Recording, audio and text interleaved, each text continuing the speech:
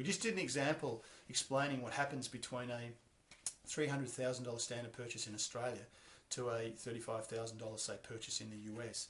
So what I want to do now is I actually want to go through an example that I've put here, which gives you some points to consider as to why comparing the deals this way, you need to understand the numbers, because the numbers don't lie. Screw the deal, screw what it looks like. If it's solid, sound, it can be rented, it's in a good location, it's got lifestyle around it, there's demand in the area, you've got immigration going in a positive way, or at least neutral, and you've got jobs being created, then this is what you need to have as key factors. And you do those same things anywhere, obviously wherever you buy, but when a property's paying for itself, then this is why you need to consider the amount of money, where you can invest and how you can actually get your best gain on it. And again, these opportunities don't last forever. So an event like this that we've just had in the US is, it's one of those events that, as Warren Buffett said, only comes around once in a lifetime, and you have to be prepared to do the deal. Success is when preparedness meets opportunity. That means getting your head right to be prepared to know what to do. Yeah, everything you do in your life, in whatever you think, leads to your feelings, which leads to your actions, which leads to your results. So you've got to get what's in your mind right first. You've got to think clearly first and understand the numbers. That's what I'm here to teach you.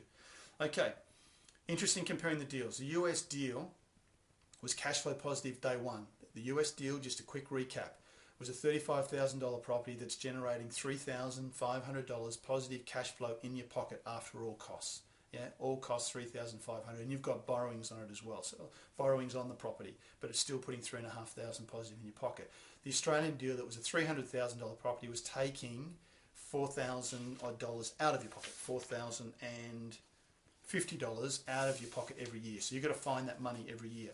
So for you to go and sell that to someone else, you're going to have to sell it on the basis for you to make money either at a higher price, which means that they're going to be in the same boat. It's not going to pay for itself. The rentals aren't going to be increased significantly quickly, because they always lag behind the market in price rise, and we've had a massive price rise, so the rentals are going to take a lot longer to actually catch that to ever pay for themselves. That's why property in Australia is overpriced right now relative to its affordability, and why we don't buy here.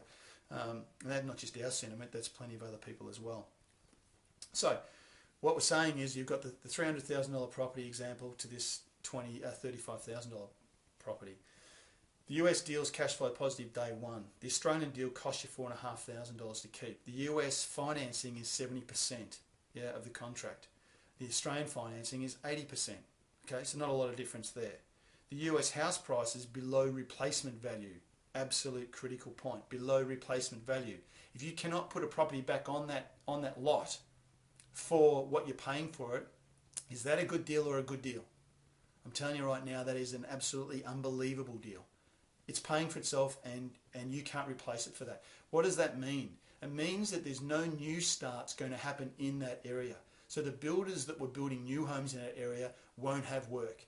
They'll have to shift to the reno market.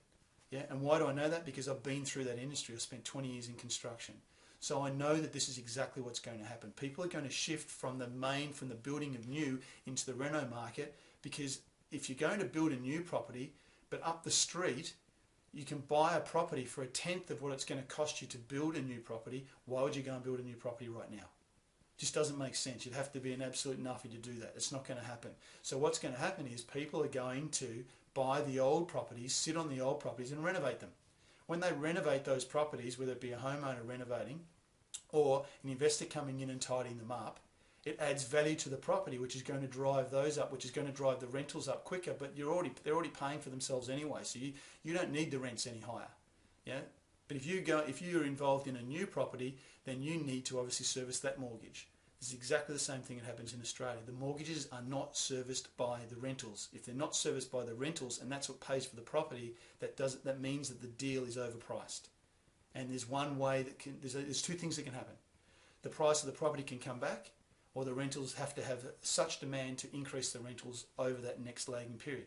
Now, keeping in mind that prices in Australia grew significantly in the last 5 years, like significantly. Some places have well and truly tripled, in the last 5 years or so. So normally it would take 7 to 10 years, and it's actually happening in a very quick cycle.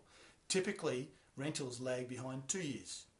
But it's going to now, because the price of property has gone up so much, so quickly, that that the rentals are lagging so far behind that for them to catch the price of property is going to take a whole lot longer than what it did in the past. Does that make sense? Because if you get that, you're going to understand why you wouldn't buy Australian property right now unless you were buying that property so far undervalued. You just wouldn't do it. You just stay out of that market until such time as rentals pay for the property or the property comes back. If someone falls over in Australia and you can buy a great property and you've got great equity in that deal, make sure you've got serious equity in that deal. I'm not talking 10 or 20%, I'm talking 30, 40, 50%.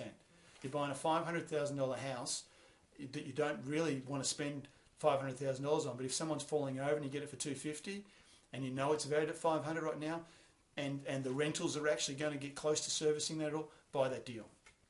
But if you can find that deal, that's great, but buy that deal. If you're not, then don't buy the $500,000 house just because you pick it up for $450. Because the chances are that, or guarantee you that the $450 is not getting serviced by the rentals anyway, so the real value of the property is not $450.